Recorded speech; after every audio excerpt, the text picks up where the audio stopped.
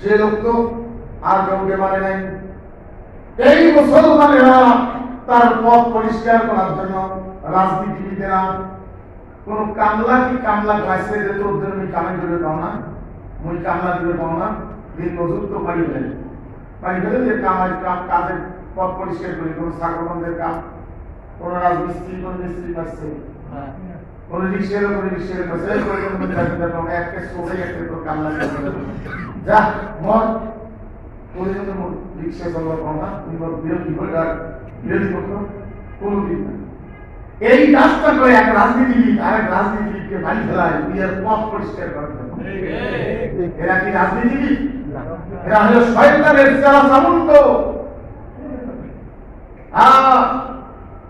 হুমড়ি খেয়ে দেয় এক একটা করে পয়সার জায়গা হুমড়ি খেয়ে দেয় পড়ে, মারামারি করিতে পড়ে, কার উল্টি করবে, কার ঘুষে দিবে, ঘুষিয়ে ওই ওই সমিতির লিডার হয়।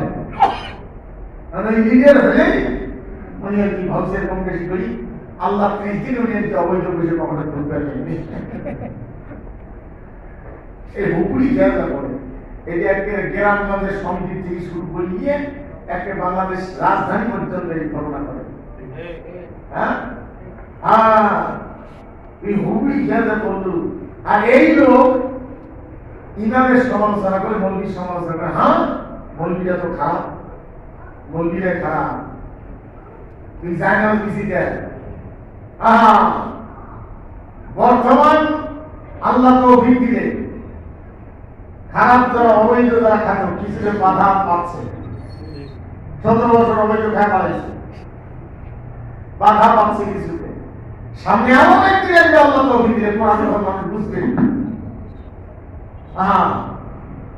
কোরআন যখন বুঝবে এই জাতি এই দেশের লোক, তখন এক পাই হারাম খাওয়ার কোন লোক সাহস পাবে না। একটা পাই হারাম খাবো, ধরা পড়লে হাত কাটা যাবে। কোন হিন্দু চায় যে মোট পয়সা মাসে ডাকাতি করে সব? কোন হিন্দু চায়? কোন মেথর চায় যে মোট পয়সা আলোচনা খাও? অন্যায় ভাবে মানুষ